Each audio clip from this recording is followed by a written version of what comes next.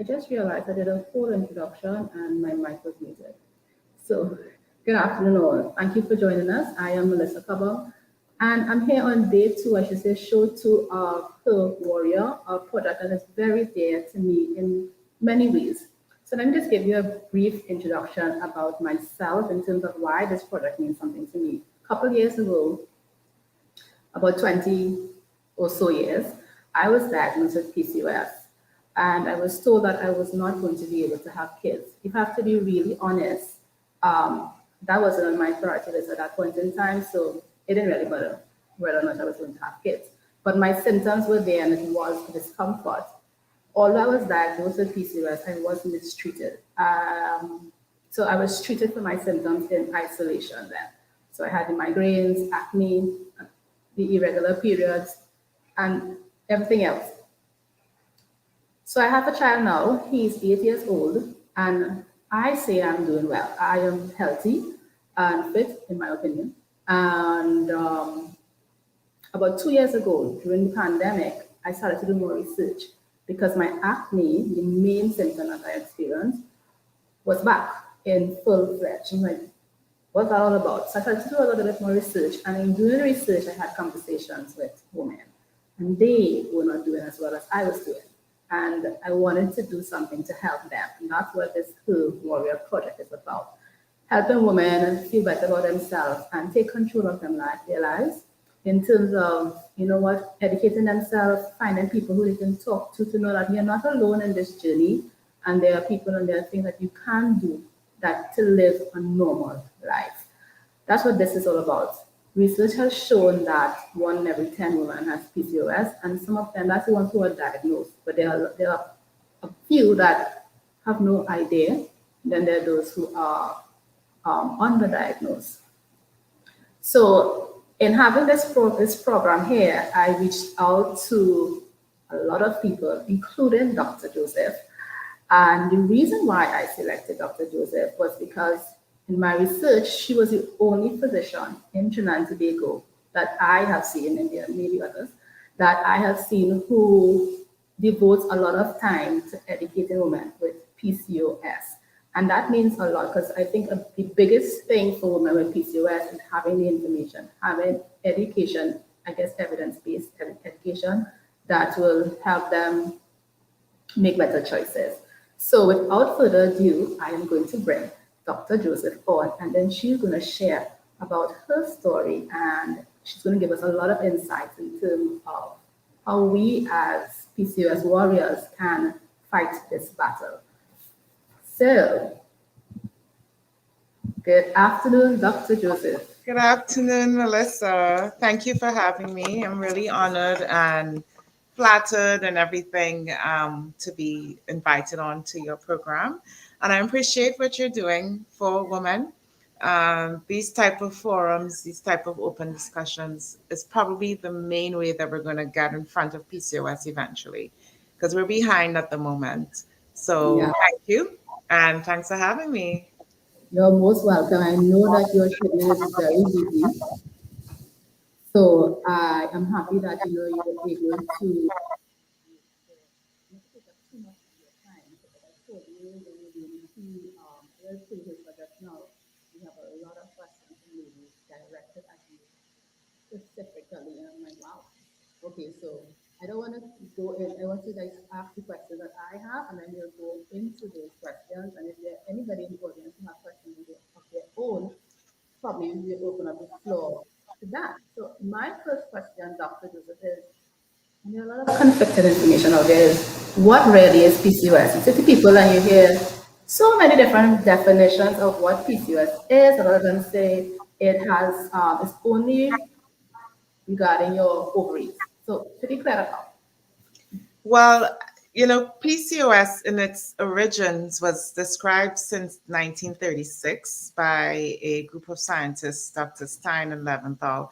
So they knew it as the Stein-Leventhal syndrome. I may not be pronouncing these German names right, but they considered it this syndrome that was sort of delegated to obese women that had excess hair growth. And back in the 1930s, that would be the woman that was paraded in the carnivals as the man woman with the full beard and so forth, because it was at that time considered to be an anomaly.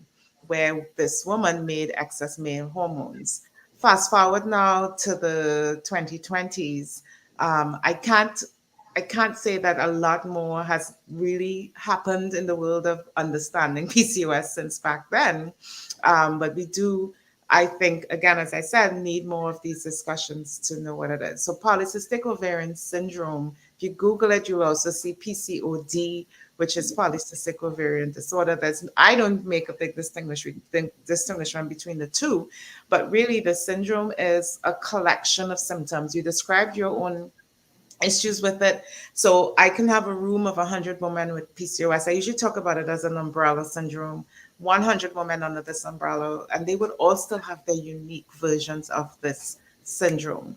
And what it is really is essentially imbalanced hormones in women of reproductive age. And yes, we talk about the male hormones being in excess, but it's an imbalance of male hormones. It could be an imbalance of thyroid. So you can have a thyroid version to PCOS. You can have adrenal hormone issues with PCOS. Insulin is a hormone, so insulin resistance. PCOS is a form of an imbalance. More and more literature is coming out where PCOS does have a sort of a symbiosis with vitamin D deficiency. That's another hormone. So it's a hormonal imbalance. Right. And if you're just sticking to the traditional way that it's described, you will be misdiagnosed, you will be underdiagnosed. And then a lot of overweight or obese women are overdiagnosed with PCOS because if you don't look into which of the imbalances is impacting the individual, you will probably miss a lot of issues, which means that treatment is not going to be possible.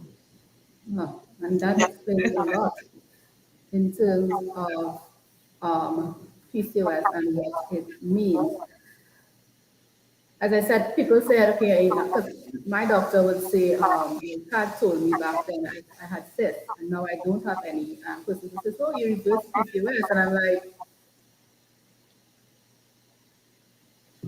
Well, the cysts can be there or not there. They're not a requirement to diagnose, but they do sort of lend to the diagnosis. But the same individual can have an ultrasound on a yearly basis, and the ovaries, they're dynamic, they're a living organ. Cysts are just fluid-filled spaces. There's a polycystic appearance to the ovary, and sometimes in the office, it's natural for someone to ask me, how many cysts do I have? And I can count, but then when you come back in a year, it may be less, it may be more. It's a dynamic organ. So the ovaries constantly, at least in the reproductive years, there's constantly going to be changes. There are different types of cysts as well, too. So you can have a cyst and not have PCOS, and you can have PCOS and not have cysts. Yeah. and that's why the situation is so complex in terms of everybody is different. Everyone is different, and not everyone looks the same with PCOS because you could be a normal person and you still have PCOS. Exactly. Exactly. Yes. For that lady who may be on the obese side, is her treatment weight loss only? No, it's never only weight loss, but if there is a need for weight loss, it will absolutely positively impact the symptoms. As women, I'm going to keep it as basic as I do in my office interactions because, again, my goal is for the person in front of me to understand what's going on with her body because I feel an educated patient is a healthier patient. Okay. And I usually would say to someone who's overweight or obese, so that weight loss can only benefit, right? We have our ovaries where a lot of our reproductive hormones are produced, but the ovaries are not a storage organ. The ovaries are quite small. They're at least 2-3 centimeters in size. Even with PCOS, when an ovary is enlarged because there are multiple cysts, it's still about a 4 centimeter or 5 centimeter ovary. The purpose of the subcutaneous fatty tissue, which is the fat we have under our skin, our breast fat, the buttocks, the areas where we have these, packages of fat is where we store our hormones.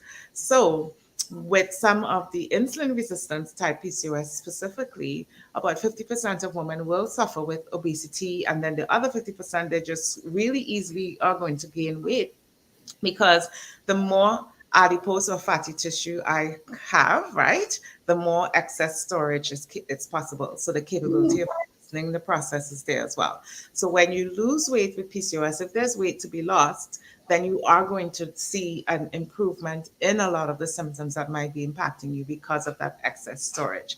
So if you jump up and down, anything that jiggles has the propensity to store hormones. That's where our hormones are stored in fat. So, on the counterpart, if you are quite lean, let's say Right. you are Shakari Richardson, you're training for track meet or the Olympics or whatever, you'll find a lot of these high intensity athletes with lean physiques. They may have scant or few periods as well too. They may not get periods during competition time because their body fat percentage is so reduced that they have less hormones being stored. So that's how you can look at it where the obesity and the weight loss is concerned.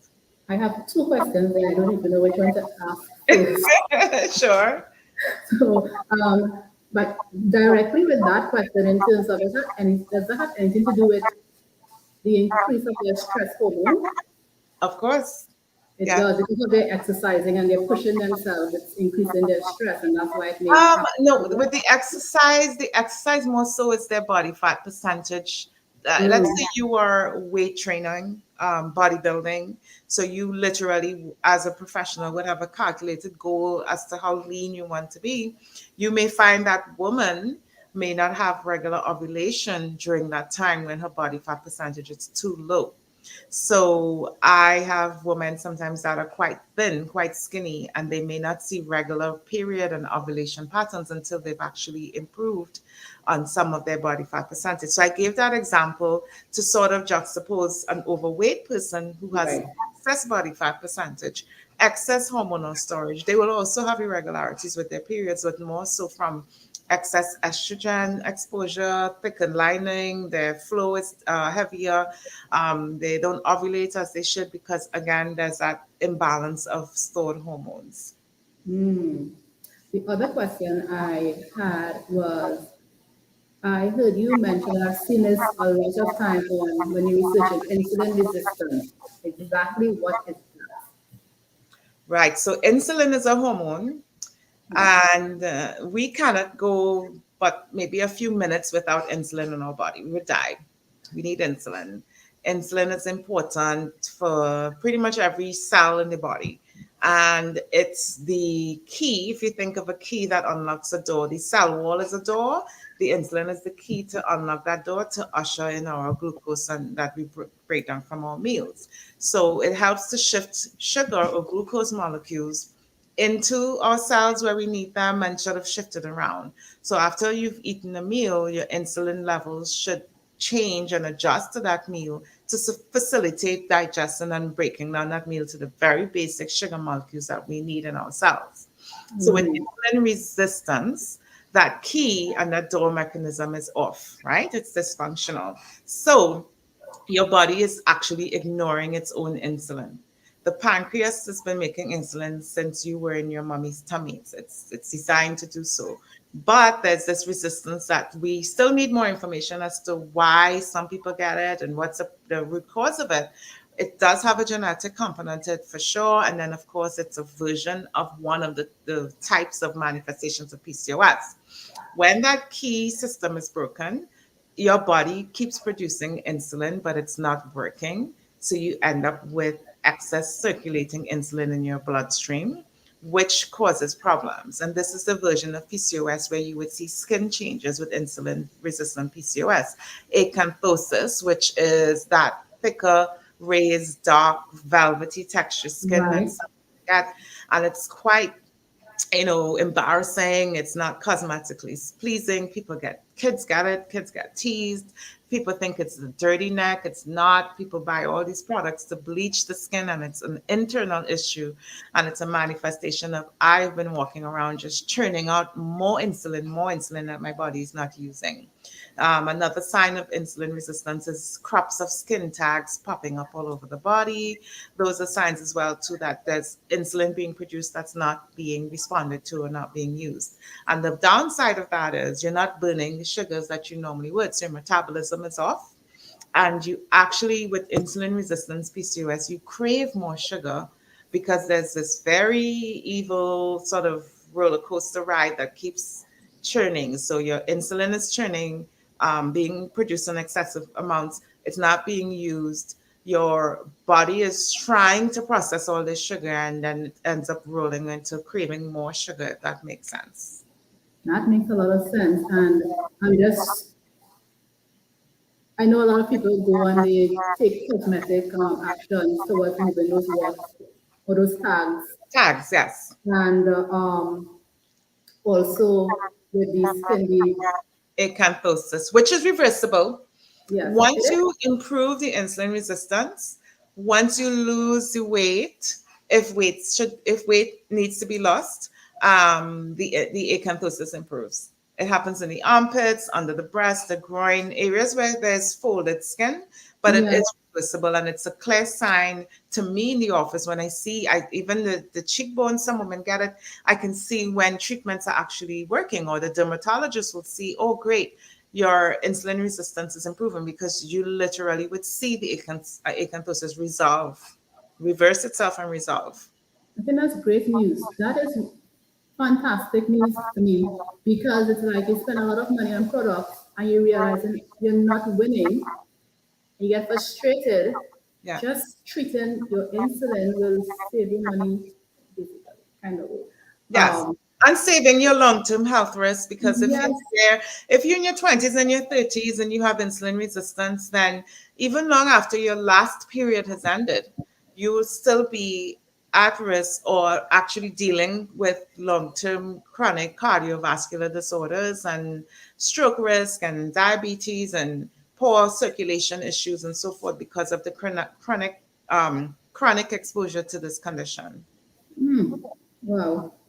And you mentioned earlier different types of PCOS, but you're talking about well, you said hormonal, you spoke about ones on the system. What are the others that someone could have? So the jury is still out. Huh?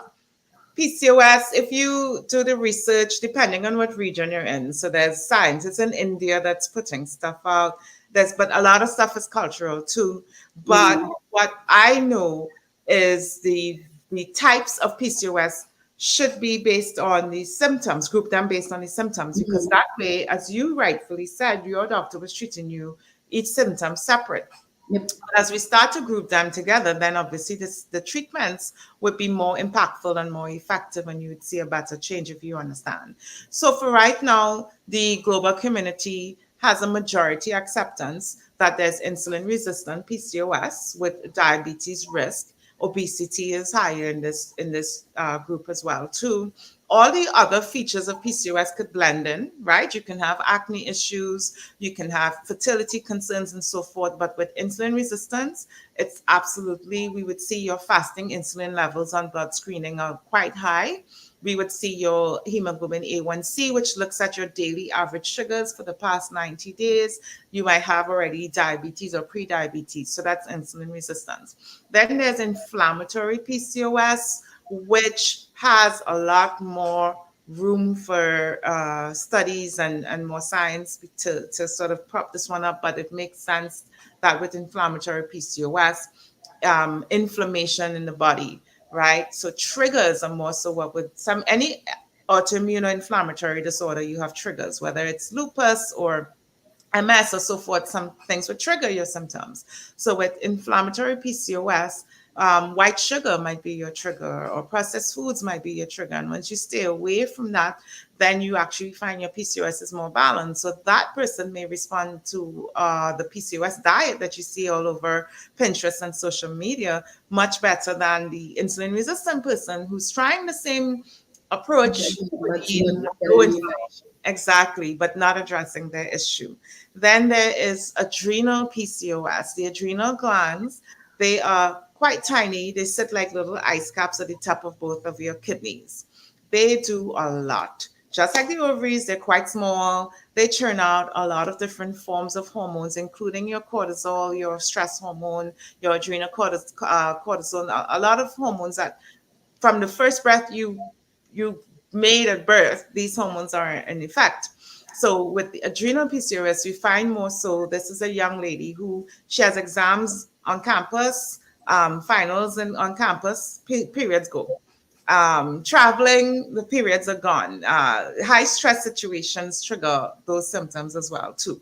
This person may not have obesity. This person may have infertility because they're not ovulating. Maybe they ovulated 4 times last year because of this version of it. And then they talk about the thyroid influenced version of PCOS because you're nothing without your thyroid. And this is where a lot of misdiagnosis and underdiagnosis happens as well too, because I don't see how I can see you treat you for PCOS and I don't know what your thyroid is saying. Like, it just doesn't make sense. So for me, I have always stuck to the mandate that any woman, usually starting age 25 is the international guideline. Every 3 years or so, you just do a thyroid screen. Your thyroid function is sort of like the waves of the ocean. So you can have an overactive thyroid in your 20s, and then your thyroid burns out, and then in your 30s, you have symptoms of underactive thyroid. But rolled in there would be some PCOS type symptoms as well. So is it that is the chicken or the egg? Is it that I have PCOS and then my thyroid became an issue, or I have thyroid issues and then the PCOS symptoms manifested? So that's another category as well too that needs to be explored. There's probably the potential for 10 different types of PCOS because it's head to toe this syndrome, but those are the 4 main ones that are being generally accepted internationally: insulin resistant, inflammatory, adrenal, and thyroid. I was never told, and as I said, I was diagnosed 20 years ago. I probably shouldn't say that because sometimes the test the doctor send you on, you don't really know what it's for. So I Yeah. probably shouldn't say I was never told. I never did it, but I was never You told. weren't, you probably weren't educated. Exactly. So now I'm going to ask for a thyroid screen. Do I need a prescription for this? Because I'm like, Well, most labs would do it unless it's one of those yearly medicals or something through your job. The thyroid is important because guess what? Everything hair related, you have to know what's going on with your thyroid. Acne could be thyroid. yes. Your skin, oily skin, dry skin, coarse skin, hair loss, hair thinning, hair breakage, thyroid. Or is it that you have excess male hormones and you have male pattern hair growth and female balding from having excess male hormones? But sometimes women come in and they're like, yeah, I have excess male hormones. I'm like, let's check. And we might check and actually find that they're hyperthyroid and not excess male hormones. Oh, wow. Okay, a lot to think about there. You mentioned some of the signs and symptoms already. What are some of the other signs and symptoms of, I guess, the global PCOS, not necessarily targeting any particular group? What are the global signs and symptoms for that person who has no clue and they never got tested, but they're experiencing the symptoms. They just don't know. What are some things that they can look out for?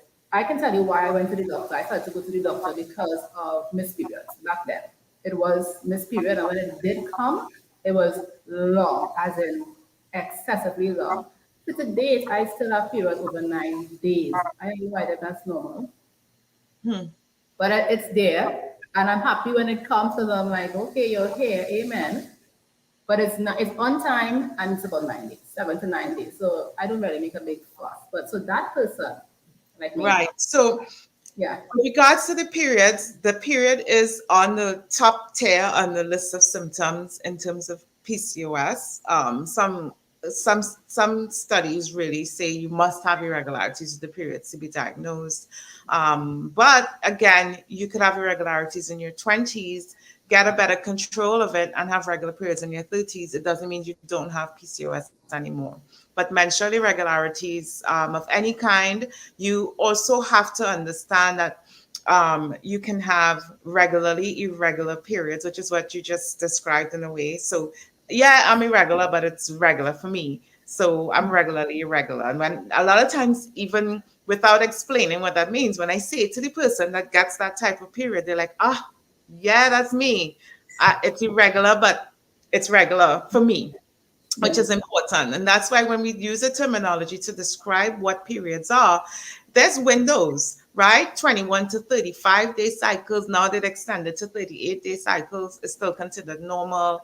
I want to say at least 2 or 3 times every week, I have to break down the fact that it's okay when you get two in 1 month or you skip a month once in a while.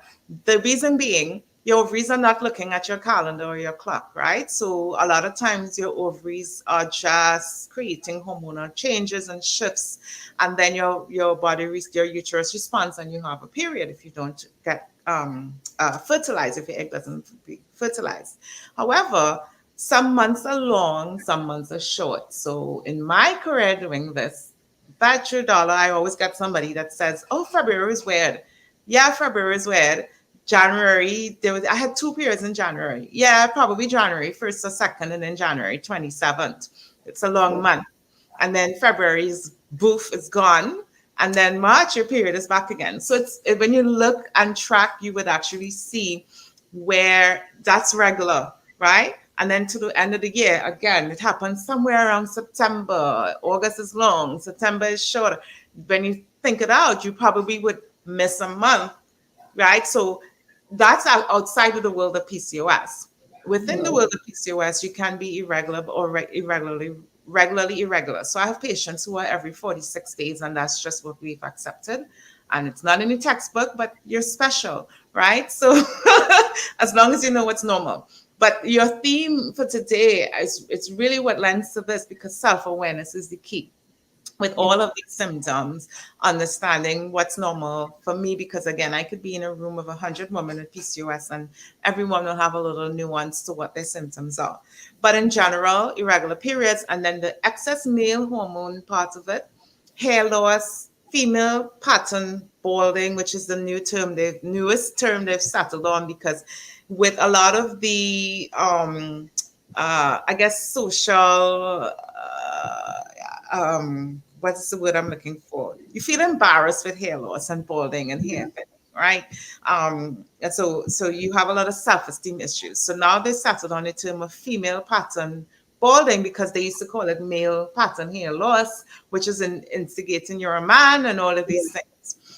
So that's still on the top tier of symptoms of PCOS. Adult acne, right? And I say adult because when we have teenagers, we treat them a little differently. Teenagers and adolescents, they get acne for other natural reasons. So I'm always a bit wary when the 14 or 15-year-old has already been told they have PCOS based on acne, because we have to be careful doing that, because this kid is now going to go online and figure out I'll never have children and all of these other stigmas that may not be true. And then they'll show up at 19 pregnant without actually trying for it, right?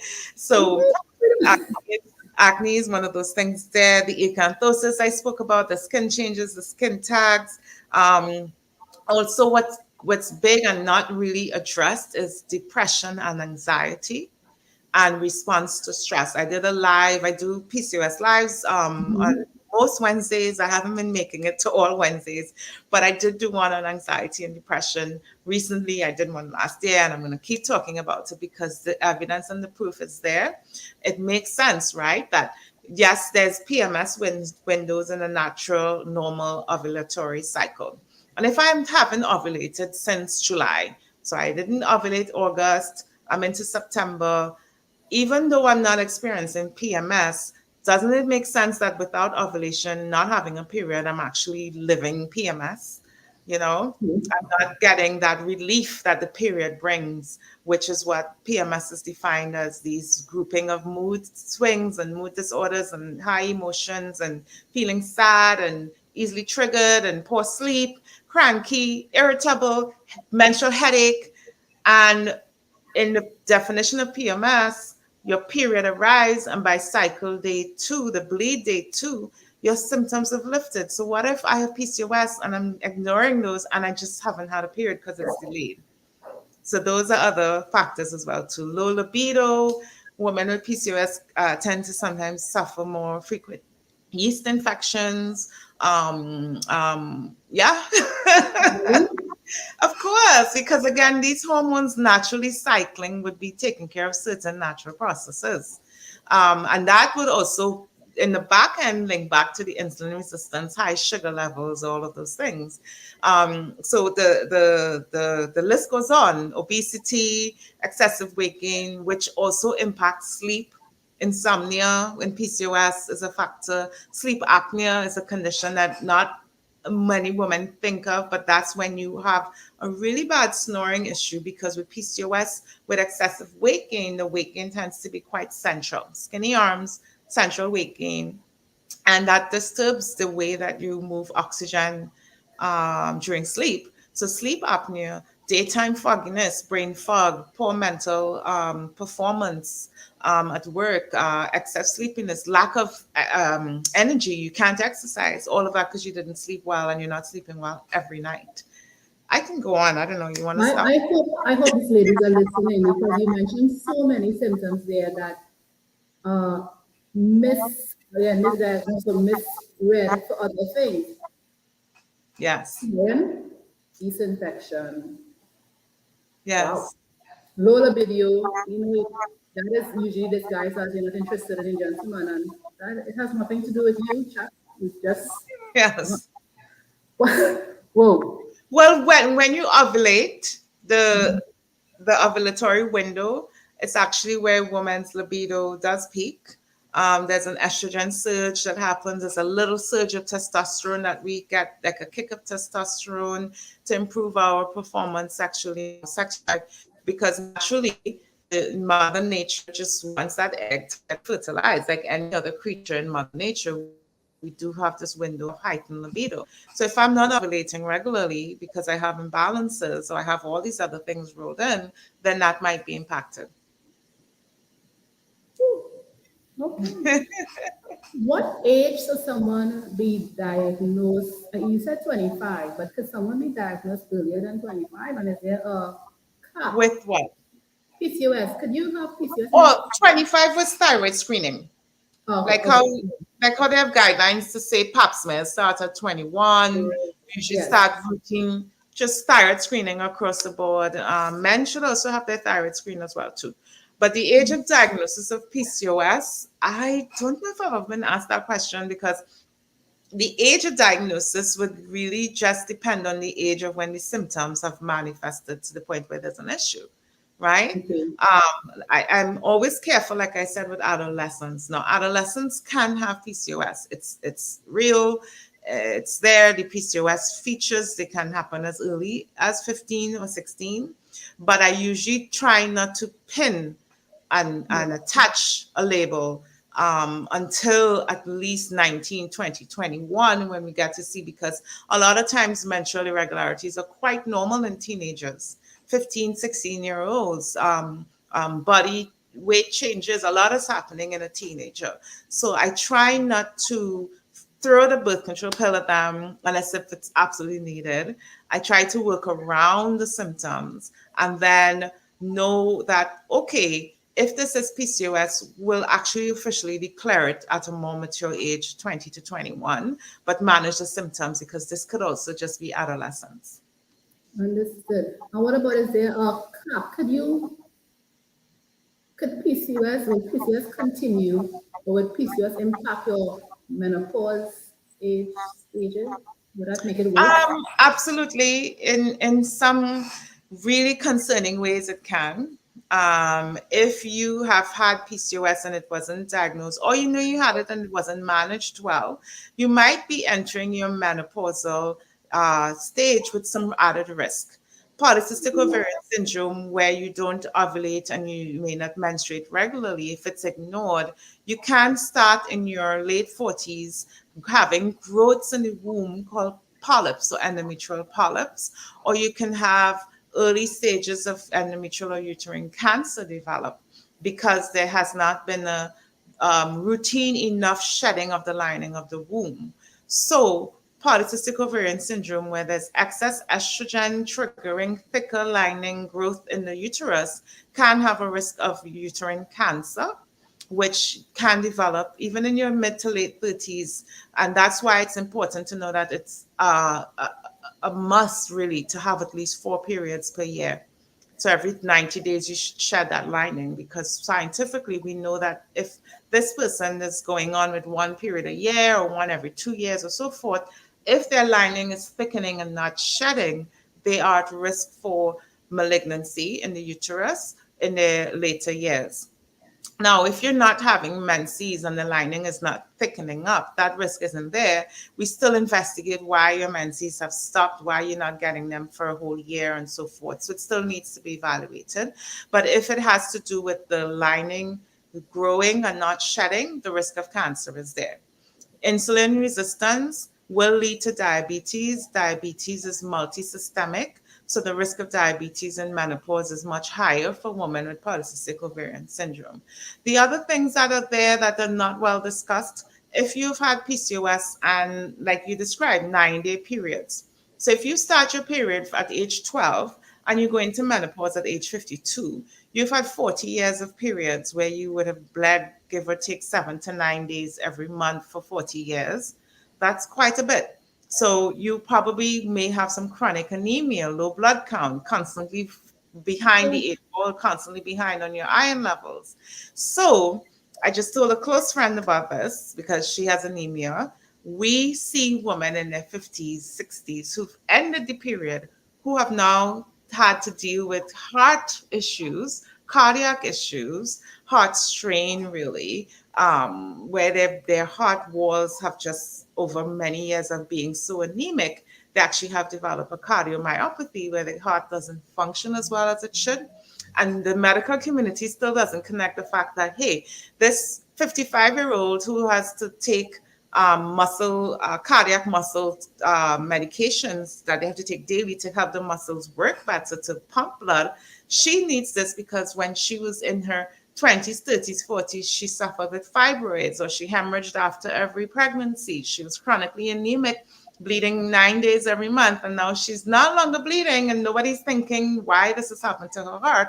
But the heart walls get quite thin over time, so they don't function as they should. So sometimes women have to rely on cardiac meds to keep their heart working in that later stage of life. I am sitting down here saying, Jesus, oh my gosh, oh gosh. I know. Oh, so much I did not know. I am sure the audience is at all right now. We have a question, and we will take all questions coming down to the end.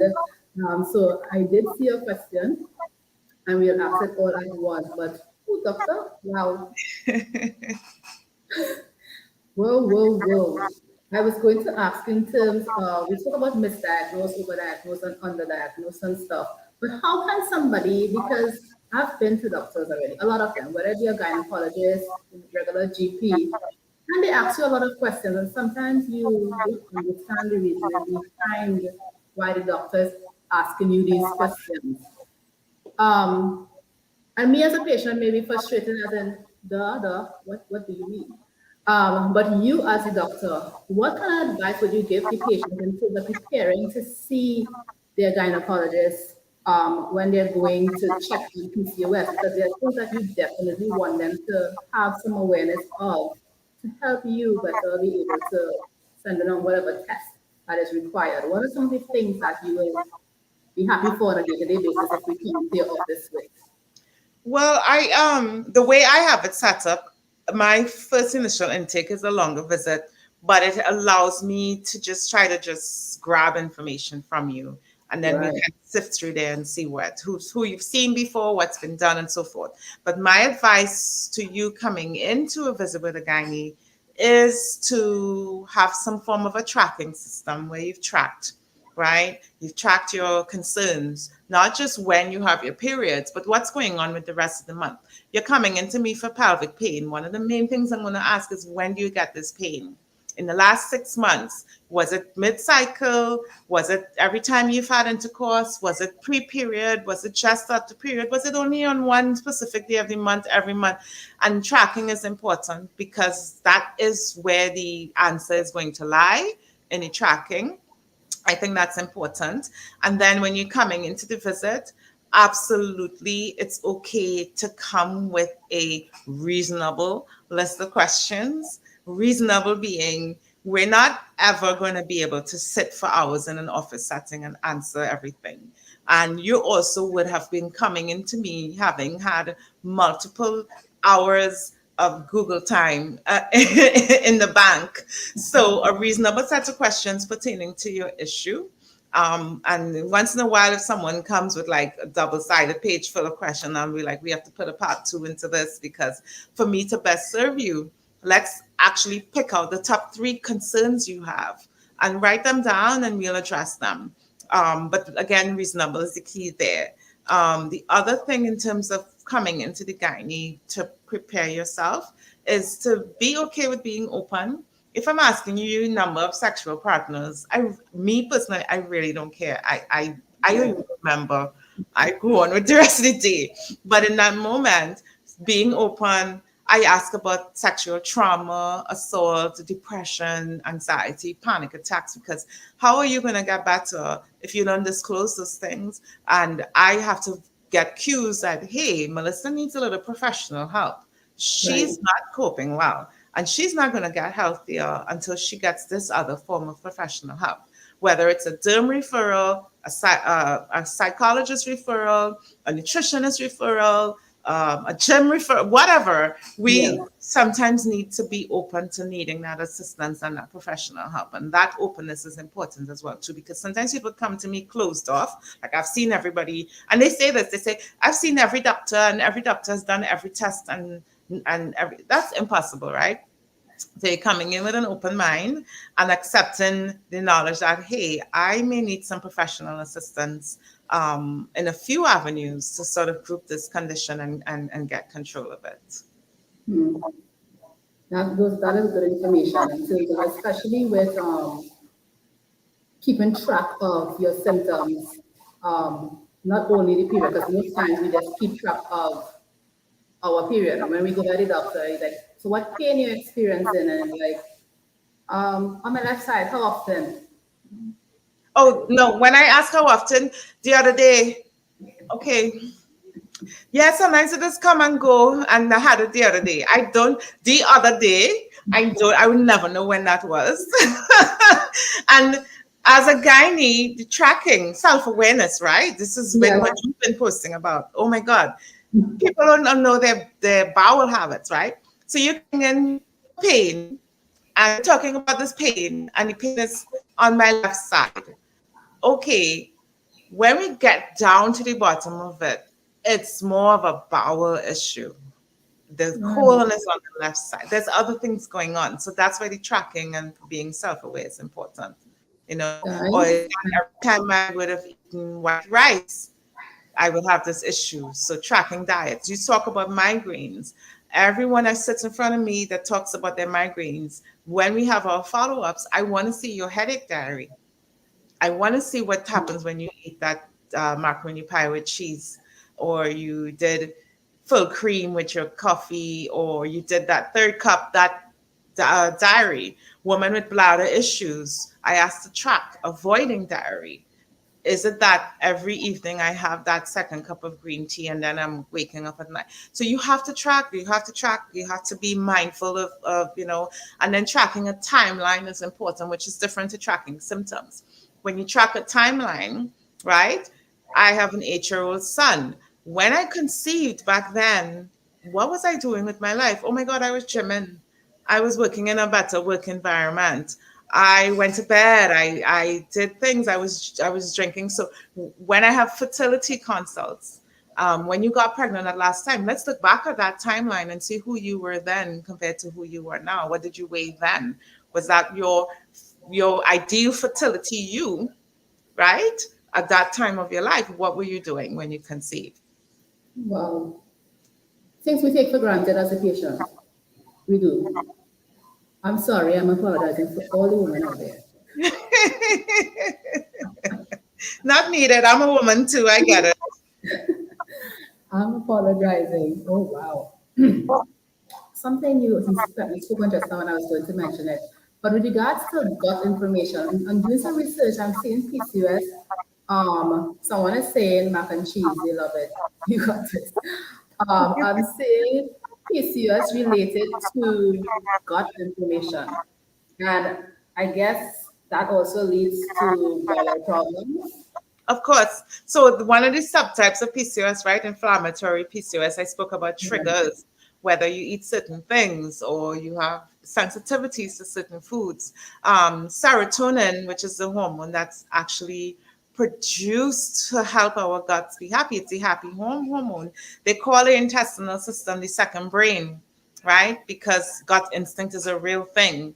The gut is responsible for a lot, all now, right? So when you are high stress, nervous, poor eating, not, treating yourself well, eating really processed foods, nothing nutritional, the gut is going to manifest in some version of abnormal processing of the hormones that we need, abnormal liver function, abnormal absorption of our nutrients, risk of anemia, poor immune system, the frequent yeast infections, because a lot of our good bacteria is actually destroyed when we have poor gut health, anxiety, depression. So the list is on.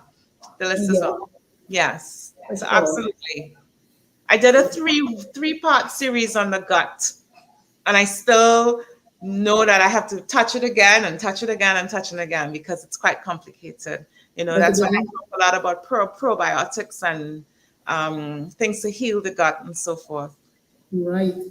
Closer to the end of the show, you will definitely let them know how they can get in contact with you and how often you have the PCOS. Well, PCOS Wednesdays. It's on a Wednesday, guys. um, but how often, and let them go back and check because it's on all your channels where you Yeah. can go back. It's really, really good information. I too love one. Um, from time to time, I will never forget when you showed us the amount of um, calories and stuff found in fries. And I'm like, Jesus, Yes. oh wow. Fries blew my mind too, right? Because I actually don't eat meat, so it's one of those things like if we went to hang out Comfort somewhere, food. it's Yes. the easy option for me. I'll just buy some fries. But what blew my mind with fries is what it is. So you take these fresh potatoes that you've cut, and potatoes are a great source of pretty much all the B's and all the minerals. Potatoes are healthy. But what we do is take away that health benefit because when you drop that fry in hot oil, the physics of it that blew my mind was that the oil actually pushes its way into the walls of the potato cell. So you literally, when you're eating a fry, you're eating these pillows of oil because the oil actually goes into the membrane of the potato and it pushes out the water, which is why the oil sizzles. So the hydrating benefit of the potato, everything's lost because it's all pushed out. We've lost, so in the oil that's fizzling, we've lost minerals, and the oil replaces them and packs in, and that's why it gets crispy and yummy. And now I feel like fries now. Oh my god. Oh my god. So we spoke Fried about food in general, we're pushing oil yes. into the food, and so we're eating all of that oil, and you wouldn't necessarily sit and sip that oil from a spoon, but we're No, getting it we're packaged in eating food it in the when we food. fry it. Mind blown. Everything that is tastes good is not good technically. Some way or the But you other. could bake your fries. Air fryer, a lot of people are turning to the air Yeah. fryer and stuff now. It's not the same though, but No. it's not. But that's It's where not. you sometimes when you have PCOS, you have to reprogram quite a bit. You have to understand your relationship to food, the positives and the negatives, the triggers, and also the times when you are eating because you're eating your emotions. Sometimes your triggers are your coworkers. You're trying to be good, but on the weekdays you do better on the weekends. You have to start paying attention to your situations. I do better on the weekends. Work sucks because my bestie at work is always bringing the extra bottle of Coca-Cola, or let's go buy something in a box with sauces poured all over it. Not knowing that she's interrupting, not in a malicious way, but she's Yeah. interfering with your personal health goals. So sometimes I encourage people to talk to their office workers about their PCOS because bet your bottom dollar she probably has it too. and True. and if not, the benefits are there for even people who don't have PCOS to live in that lifestyle and understand your triggers. Do I eat more at night because I didn't do what I should have with my nutrition during the day. Do I stop eating and miss meals when I'm stressed or I'm working? I'm so distracted I can't eat. So now I'm suffering all of these ups and downs with my sugar levels, which is unhealthy as well. So you kind of have to look for these situations and what your triggers are. When I'm good and I work out, what was good about that day that allowed me to work out, and how can I replicate this day? Mm, a lot to think about. And as you said, there's a lot to do with self-awareness because you just have to know, you have to check into yourself, you have to see what's happening with your body and say, well, don't accept, just sit down, analyze, and document. Now, documenting is a big part of the journey, as you said, because I am one, I track my period. For sure, I will track that. But everything else, no. Not, I may start, but it's But not, go not easy on yourself. Don't take yourself too seriously. But if you're having concerns, yes. If you're having fear, what did I eat? What did I eat? Let me look back. yeah. Okay, I think it's time for the questions. Now I have so much other things to ask you, but let's go into the questions. Let's address the first one that I'm seeing here on YouTube from Abby Joe. Are there specific surgeries a woman can undergo to help with a severe case of PCOS? So absolutely yes, but the but is a big but. There's a surgery. I haven't done it recently, to be honest, but there's a surgery that's back from the 70s, 80s. When I was training, we did quite a fair amount of it. It's still done, but it's a procedure called ovarian drilling. And it Mhm. is as it sounds. So we would do Yes. laparoscopy and we would go in and literally on purpose damage the ovary, basically, is what this is. So we would take an electrocautery device and we would just punch the ovaries as many times. I know you're in anesthesia, you're not feeling any of it, but it is a surgery that would be done. And the thinking there is that by damaging the ovary, or drilling these holes in the ovary, it then creates a surge of repair factors to help repair the ovary, and then they would then have better ovarian function for some time. But it's not a cure, and it kind of has dwindled in the amount of those that we do because there are a lot of risk factors for you to go under anesthesia, the laparoscopic surgery, the cost of the procedure, and so forth. But it is something that's still employed, especially more so for people who are going down the fertility track and not seeing Right. results. And if the ovaries are severely enlarged, we would do this procedure. Like I said, it is a surgery that's done, but it's not the first line. It's not the second line or the third line treatment, but that has been done as well. With regards to other surgeries, we try to stay away in general from doing surgery in the ovaries because if it's messed up and you lose your ovary, you can't get it back. So if there's an ovarian cyst that's persisting or growing or symptomatic, then we would do surgery for that as well. Beyond that, surgical procedures would be with regards to a lot more of the dermatology world, electrolysis for facial and skin hair growth, which you wouldn't think of it as a surgery, but it is a procedure, quite expensive, and a lot of times you need a few sessions of it.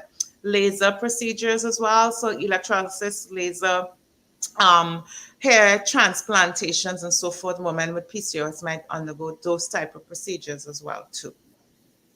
Well, let's get to the questions with from the persons who registered.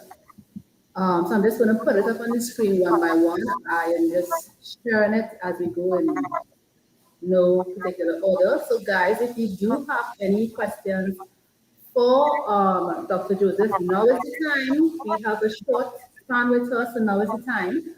In the interim, let me show the other questions. Which exercise is better for PCOS, high intensity or low intensity? I tend to advise to stay away from high intensity. I am answering in this hesitant way Yes. because you should be building towards high intensity goals. But if you are looking to improve your weight, if you're looking to improve your hormonal balance, then you actually do better with strength training, resistance training, talking again about that layer of muscle under our fatty tissue, the body fat percentage stuff. But high intensity actually for some women might promote their testosterone levels to bump. So that's why I answer this way, because some women with excess testosterone features should avoid high intensity training. And everything is a balance. Low intensity, hey, why not? Right? I always throw, when I talk about exercise, I always throw yoga, Pilates in there, easy on the knees, especially if I'm struggling with my weight. And then talking about mindfulness and stress and the propensity for depression and other mental disorders. You and your yoga and your meditation with PCOS, the evidence is overwhelming that it's a positive there. So the high intensity, you can keep aiming towards it, but you want to find a balance. If you have a trainer, you want to explain to them that, I have a hormonal condition where I actually tend to do more male hormones easier than normal. So by pushing me hard with all this high intensity, you might actually worsen things, if that Yes. makes sense. Makes a lot of sense. And I guess that's another thing in terms of being self-aware. Actually talking to your trainer, so not only talking to your doctor, but talking to your trainer and letting them know what is going on with you. And send them a link or two, send them my IG live, let them look. I actually have had sessions with a personal friend who's a trainer, Cavarillo, because he has a great understanding as a personal trainer as to what a woman's body, because his thing is with carving. I carve bodies. His name is Carver, right? So he talks more about toning and resistance training for you. If you're skinny and have PCOS, you may want a more enhanced butt, so you might need to do a certain type of intensity training to get that gluteal muscle to do what it has to do. Or you may have PCOS and be insulin resistant and obese and hate the high intensity and probably drop off after 2 weeks and never come back. Right? Mm, right. The other question is, does lean PCOS make it difficult to gain weight? And is it safe to try weight gain with lean PCOS? Yeah. So skinny PCOS, as I call it. The difficulty in gaining weight is so multi-layered. I don't want to lay that at the foot of the PCOS situation. With lean or skinny PCOS, however, that's the person I spoke about who may have more of an adrenal situation. So I I see women with lean or skinny PCOS tend to have more of the excess male hormones, more of the acne issues. They're slim with acne and so forth, more of the irregular periods sometimes. But the difficulty in gaining weight has to do with the metabolism. And I also suggest lean PCOS women to do resistance training as well too. Do those weights. You will gain, and you will gain in a healthy way. What I see with women with lean PCOS is when they try to gain weight, but it becomes unsafe, is when you're eating pizza for breakfast and you're carb loading and you're doing all these things. But internally, when I do the numbers, your cholesterol is high and you're doing too much of the processed foods and the things that you think that should naturally make you gain weight when it doesn't work. So you still have to go to the gym when you have lean PCOS. I have a term for my lean PCOS woman called Sophie. It's a Sophie. mnemonic. I call them Sophie. If anyone's listening has been to my office, my Sophies are out there. And my Sophies are skinny on the outside and they're fat girls on the inside. So when they're 98 pounds, I can't gain weight and I'm eating all this crap and I'm doing the most, doing the worst and doing the most to gain and still not gaining. There's havoc happening internally. And this is a slender, thin woman in her 50s on cholesterol meds. Wow. So still have to go to the gym. Still have to do everything. Yes. On the other note on that with the weight gain, something I stress on a lot about too, women in general, PCOS or not, are notorious. One of the worst things we do as women collectively, we do not take enough protein on a daily basis. So our inadequate protein intake, which leads to headaches, lead to this poor distributed weight gain. So we gain belly fat, but we don't gain anywhere. Inadequate protein intake. So there's calculations and numbers you can look up based on your body weight, how much protein, but try to aim for at least 100 grams a day. If you are trying to lose or gain, you need enough protein. That one seems personal. Let me just tell. Let me share why. Well, I started to, I used to exercise. I'm very active generally. COVID happened, I started to exercise twice a day. Because at the brim of COVID, eating. He was like, okay, Mel, I don't like how your legs rubbing, so let's stop how you're eating. I started joining this program. I started to exercise twice a day, which is fine, but I also stopped eating chicken totally. Fine again, but I don't like cleaning fish. So we have a problem. I was just sticking to veggies and stuff. And I think that's when I saw my skin breaking out the most. So now I'm wondering, well, I started back eating protein recently, about 2 months ago or so. And I'm seeing an improvement, but I didn't really have any evidence to suggest that it was because of the protein. So you saying this now, I was like, ah, so I was Yeah. on chicken too much. Headaches, fatigue, low energy. You're working out, but you're lackluster with the workout. All of that is low protein. We're all guilty of it. We're all the amount of protein we need to get. There's no way you could skip breakfast. There's no way, and it's something that we tend to do quite normally. But yeah, and yes, you may not have proof that in the last 2 months, but you are proving some things by doing it, and obviously tracking timeline. That's a timeline track, right? In the last 2 months, I did this. This is happening. The 3 months prior, I stopped this, and that wasn't happening. That's when you track timelines as well, too. Oh, so I'm doing something. Thank you very well. This one is a long question. If you have been prescribed, if you have been prescribed metformin or glucophage, what happens to your body if you stop taking it? Do you have to take it for the rest of your life or only if you're considering having kids? That's a good question. So metformin is a biguanide. It is a synthetic medication to improve how your insulin works. It is used in insulin resistance. It's used in prediabetes. It is used in diabetes. If you stop taking it, not much should happen to your body if your sugars are balanced, right? So if you stop taking it because nutritionally you're where you should be, physically your activity levels are where they should be, and you're balancing well, which could be checked and screened with blood tests to see what your sugar levels on average are, then you should feel okay if you stop taking it. But if there's a need, or if you're because metformin or glucophage, which is the same product, is what we prescribe. The dermatologist would prescribe for the acanthosis, for example, and that really helps clear up acanthosis. So if you stop taking it and your acanthosis is returning, right, then your insulin resistance is back in a situation where it needs to be managed. You do not have to take it for the rest of your life, but diabetes is a chronic illness. And for the most part, with this self awareness situation, this applies to all chronic illnesses, whether it's high blood pressure, diabetes. We should start thinking of PCOS like our grandmother's diabetes. It's chronic, it's there. I wake up with it, I go to bed with it, and it depends what I did during that day to help or hurt it.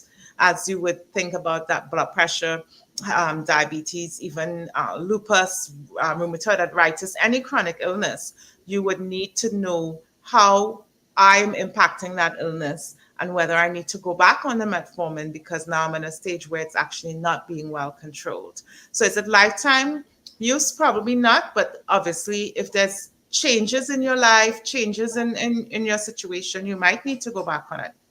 Um, if you're considering kids, it is an off-label fertility adjuvant, they call it, meaning it's a medication that's kind of an adjacent use for fertility.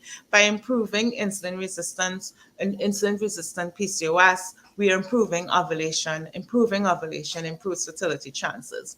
So yes, we use it for people who are trying to conceive, especially if there's a whiff or sniff of PCOS, that's insulin resistance, the metformin is important there. For people who can't tolerate it, I tell them just to try to source the inositol, which is the herbal supplement that's actually a plant-based supplement comparable to one of the grouping of the B complexes to help improve metabolism and insulin resistance. Now, if you are on metformin or glucophage, I do encourage a form of birth control as simple as condoms if you do not want a baby, because there are a few metformin babies walking around town. So you go to the gynae and I'm like, oh, okay, let's give you metformin, let's fix this. And then you're like, yes, I got 3 straight periods in a row on time the last 3 months. Start thinking that that means I'm regulating enough to the point where I can conceive. And I'm not going to mind a child. So if you're doing metformin, understand that there's that reverse risk of actually conceiving if you didn't want to. I'm also happy you mentioned an alternative because I think somewhere in here, one of these questions, is there an alternative to metformin? Metformin made me sick, like nauseous, sick, like hell no, not going back on that for nothing. But now there are alternatives, which is great. So I guess we just mention that when we get to that question. The other question is, can you tell if your body is not converting sugar properly from your urine? Yeah, if you have glucose in your urine, that's a sure sign that your excessive sugar levels in the bloodstream, which has now translated to the urine via the kidneys. So a lot of times that's the reason for frequent urination in diabetics. That's one of the symptoms of diabetes. Oh. What is the suggested water intake per day for someone with PCOS who's regularly active? Oh, it's the same as if you're not with PCOS.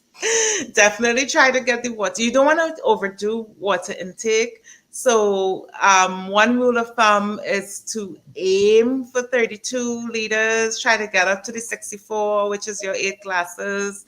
But it's still across the board. Anybody regularly active, you want to try to get those liters of water in. Yeah. You said don't overdo, so you can't overdo with water. You can overdo everything. Yeah. Makes sense, true. But people tend to think, including myself, what is a good thing? I could drink and drink and drink. No, you can definitely overdose on water. Very, very rare, but yes. Oh, see? Wow. Is there a right or wrong way to take tablets such as glucophage? Absolutely. So you mentioned just now that how nauseous you got on glucophage, right? So what I want to point out here is there are actually 2 versions of the medication. There's the instant release and there's the sustained release, right? So the sustained release is newer. It's possibly just in the last maybe 5 to 8 years, maybe. The instant release is the original form. So if you have PCOS and you were prescribed glucophage in the 90s, early 2000s, and 2010, you possibly did get the instant release. If you're not a diabetic or pre-diabetic or insulin resistant, it will make you sick.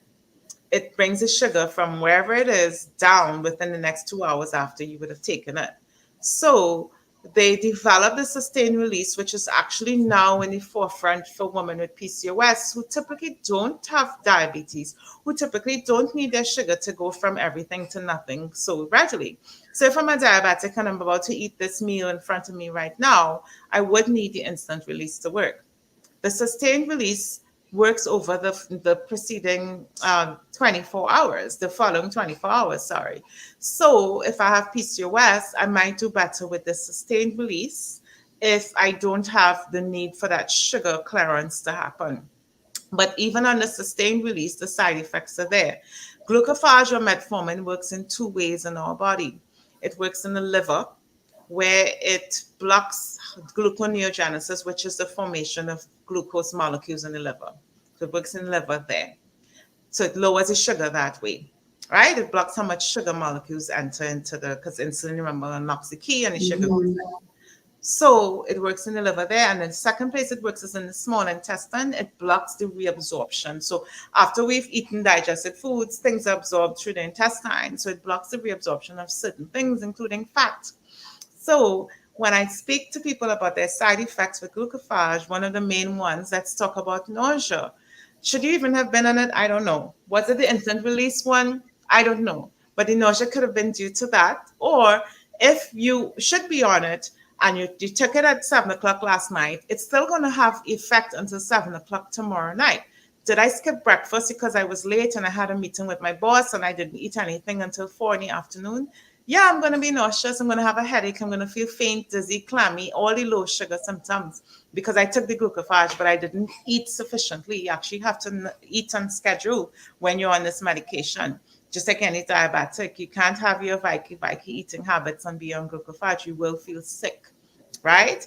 The secondary side effects that I see, patient calls me and calls the office. The glucophage have a sick. What is the symptom? She had belly cramping and diarrhea.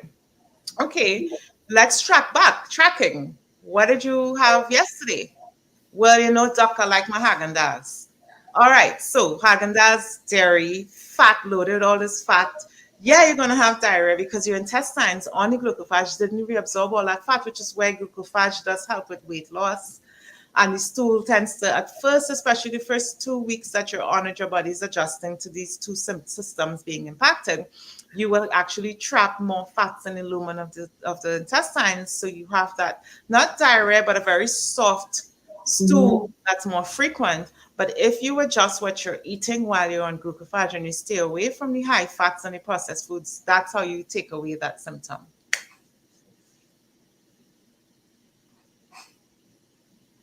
Doc, okay. A lot there.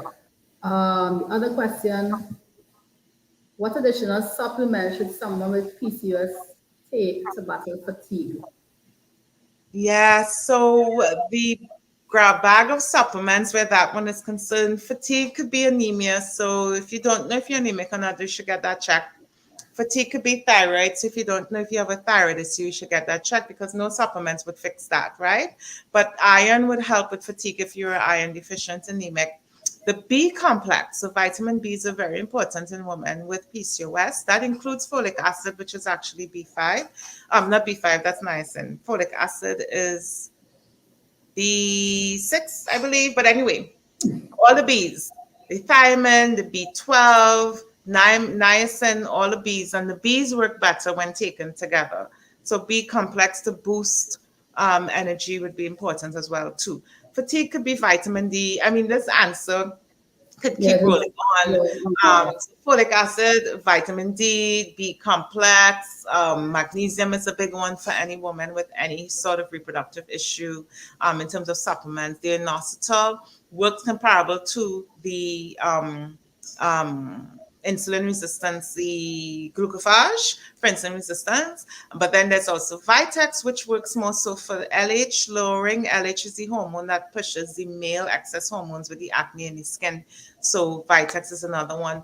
But with all natural supplements, again, you have to sort of season them a little bit because you have to look at the brands. Not a lot of them are regulated sufficiently. The dosing, when you read the manufacturer's labels, you're going to see what dosing they recommend for that product because it might vary from product to product.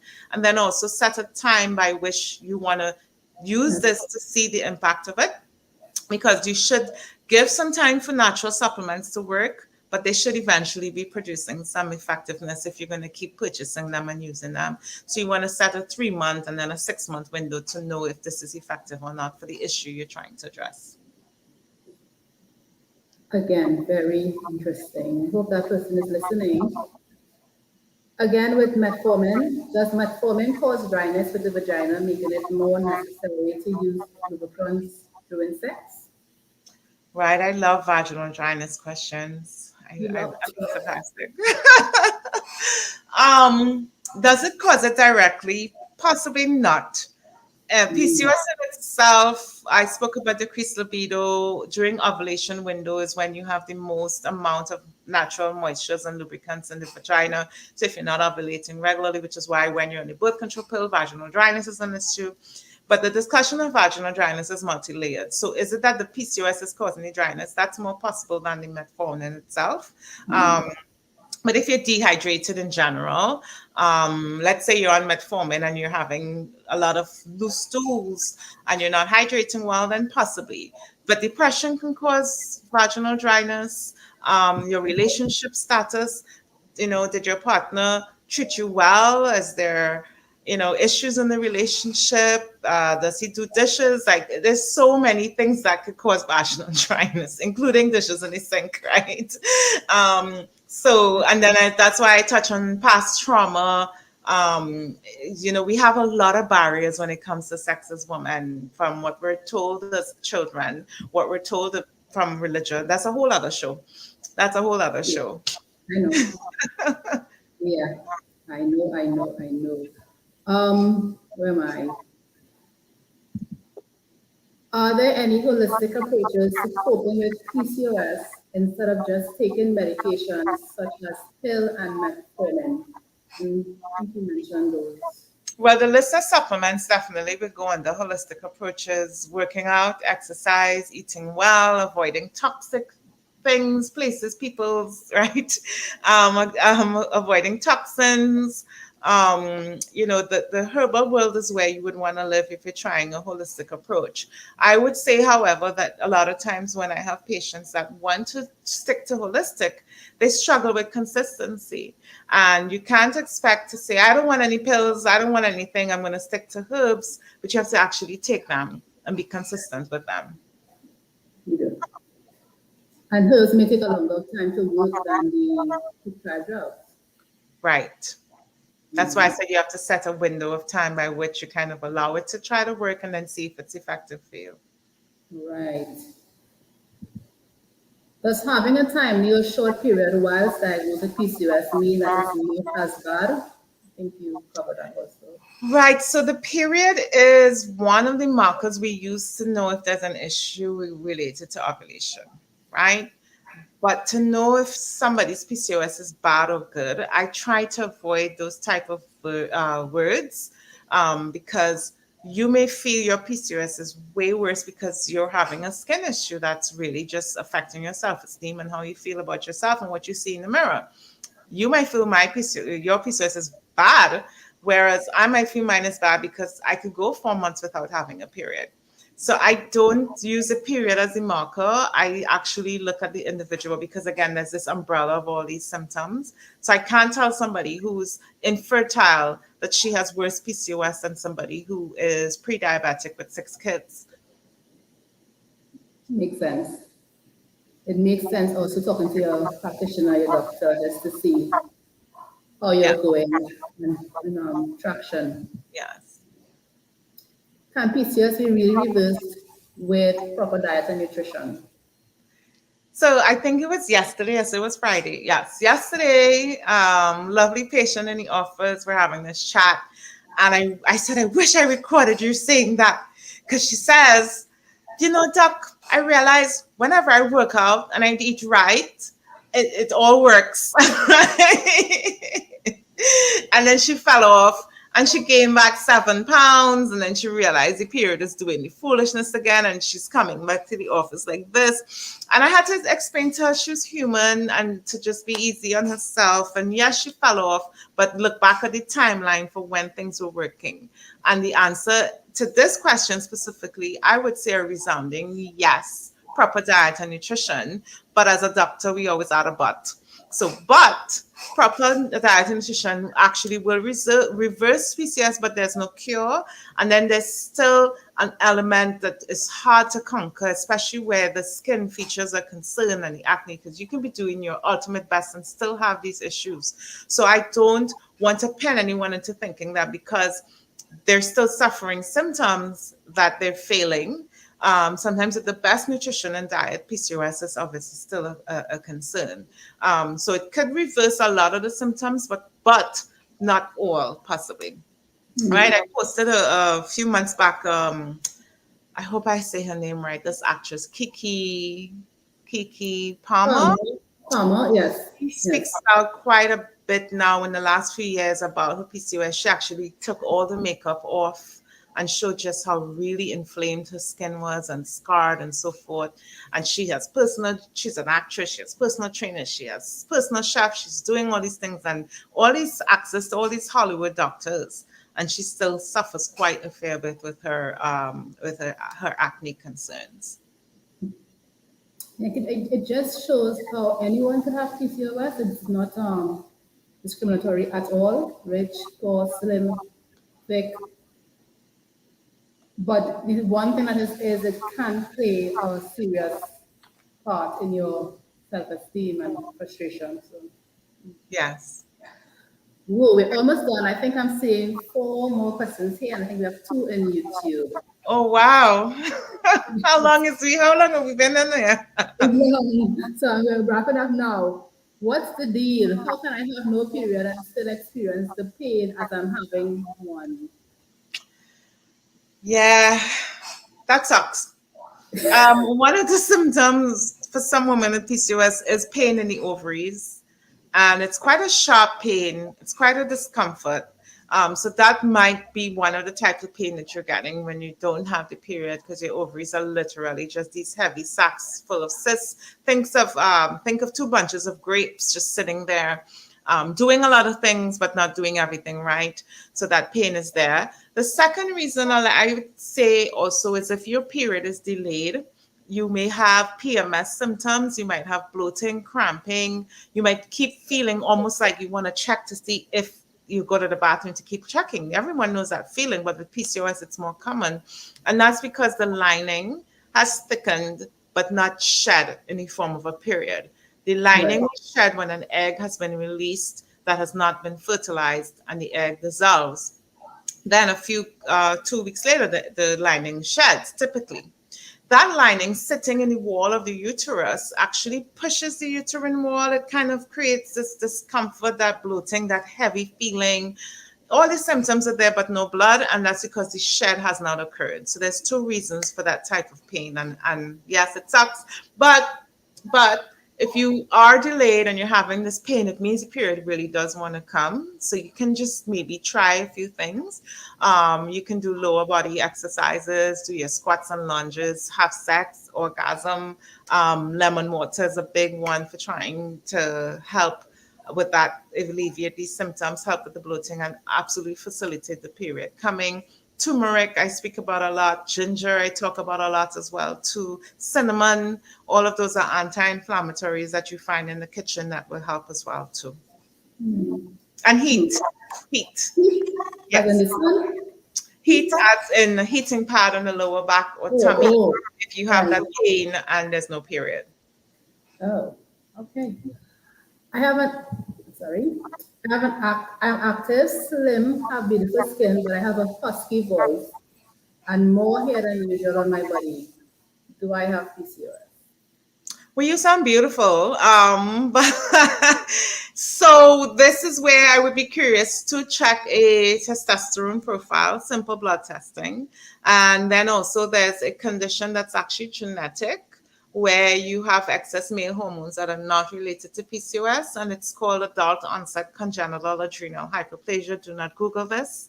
You will think you are dying, but it's a genetic condition where you make excess hormones in the adrenals that leads to just an excess hair across the entire body, not the hair loss that we would see with excess testosterone, but excess hair growth in general. And the husky voice, yeah, we would definitely investigate some blood testing for that. Maybe the blood tests are normal and you just happen to have a voice like that, but we would need to check. And then with the congenital adrenal hyperplasia, that's an important one because it is something you can pass on to children. And if you happen to conceive with someone who also has that in their family, it is the reason for a baby being born with ambiguous genitalia, where we're not sure if it's a female or male genitalia that we're seeing. And that's also a impact of two people who are carriers of the gene for the congenital adrenal hyperplasia having a child.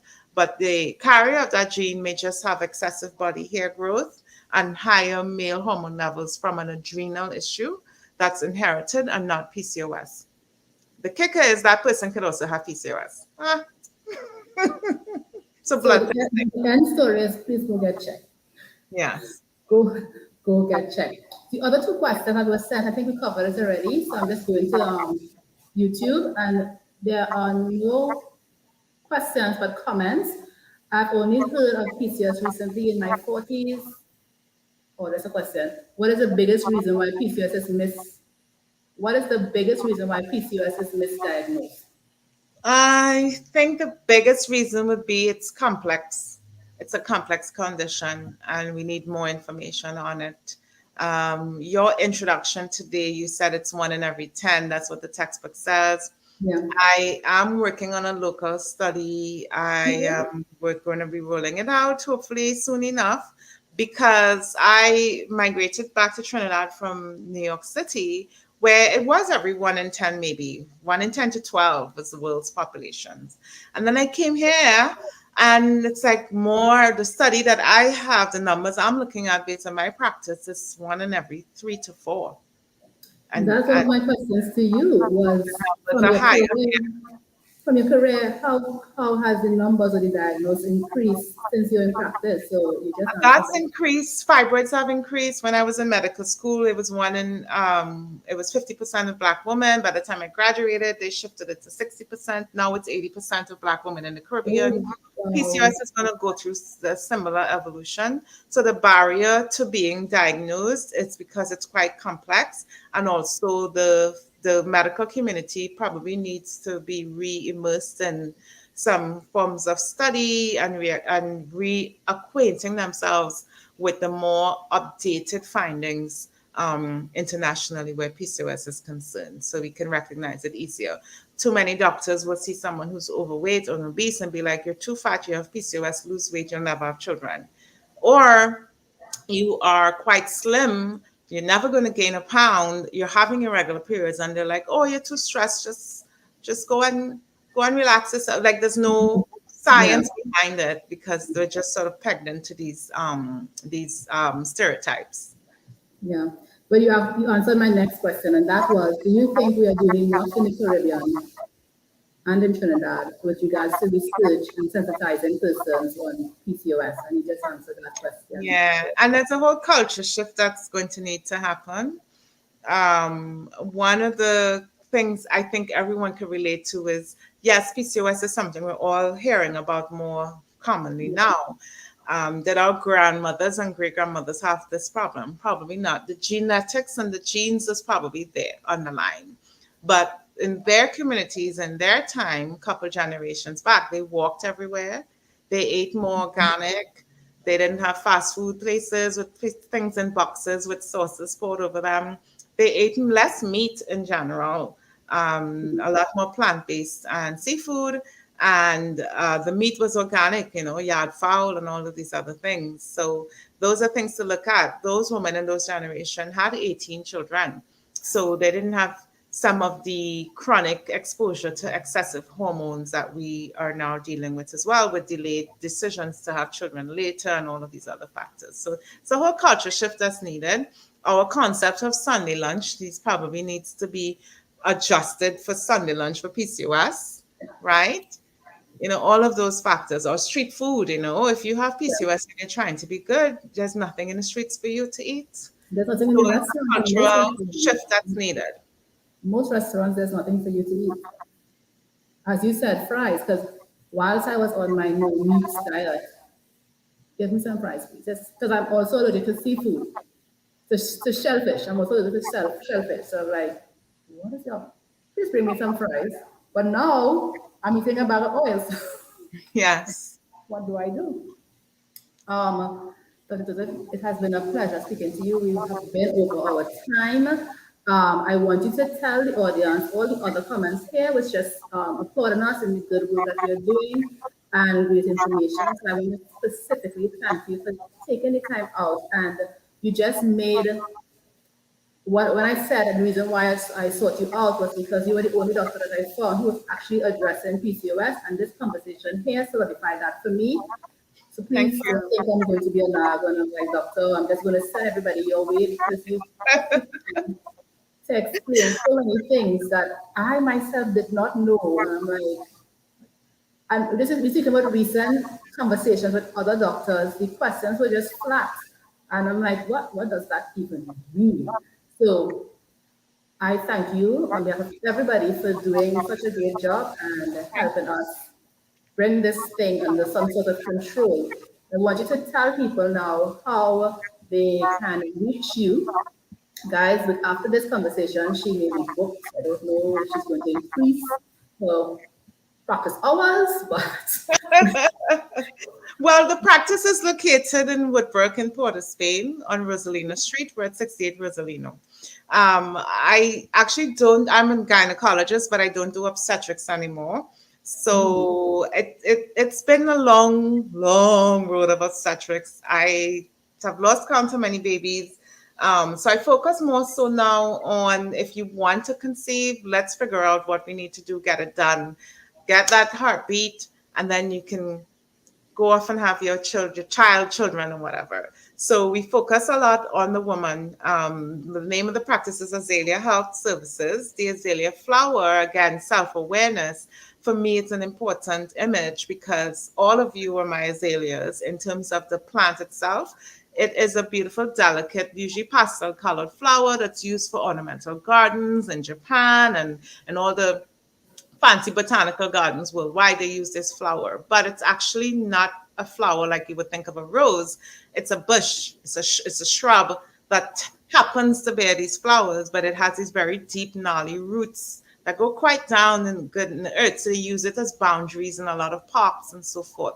And it reflects to me what it means to be a woman because you usually in your household have to have a good foundation as a woman in the household. You have to have strong roots. You have to get up whether you're on your period or not, your back hurts, you have a migraine, you have to get up and function. And the azalea in you, your eyebrows must match and you must come out looking feminine and be female, and society sees you as a woman, but you're actually quite strong, and that strength is a lot of time buried. The practice itself is also focused on educating you. So our website is quite active. We have online bookings for appointments. We have virtual consultations. Um, I consult with people in the Caribbean who may not have access to somebody locally in their country that can help them through their decision process.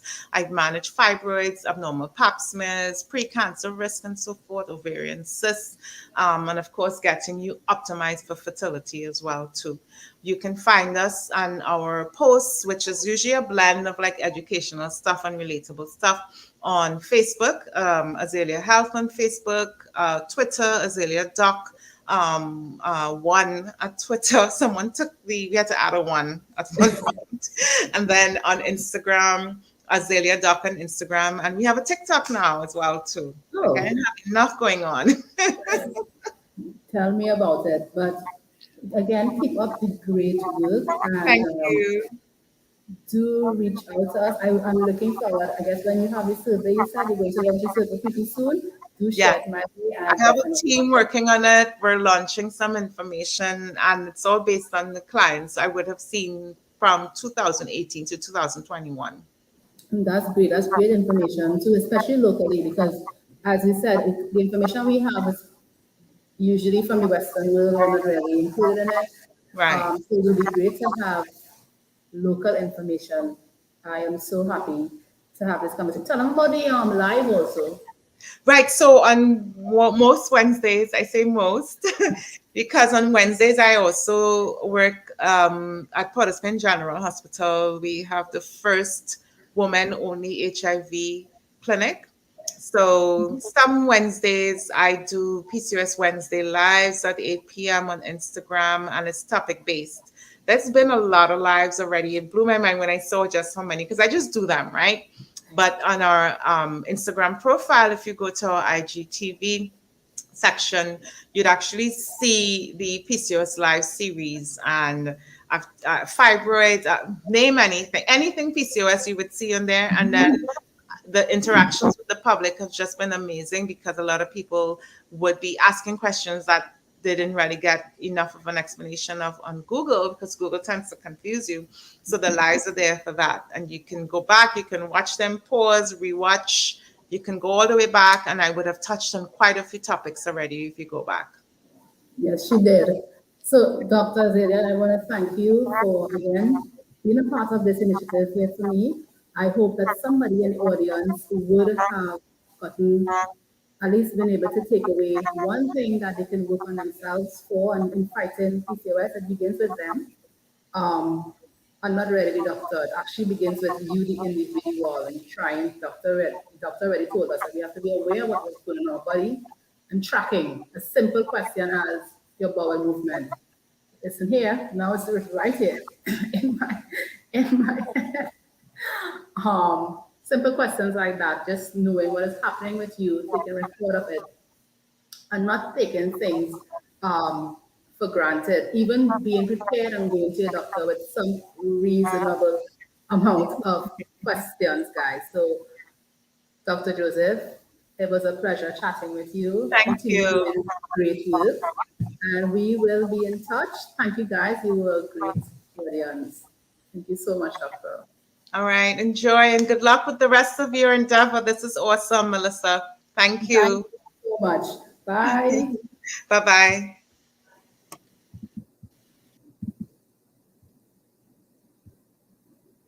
It has been a great show, guys.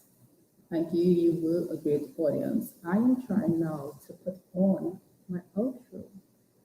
Oh, wow. So thank you. I'll see you. The next show is going to be next week, Thursday. We are speaking about hormones and embracing yourself. Thursday at 7 p.m. So I look forward to seeing you. Bye bye.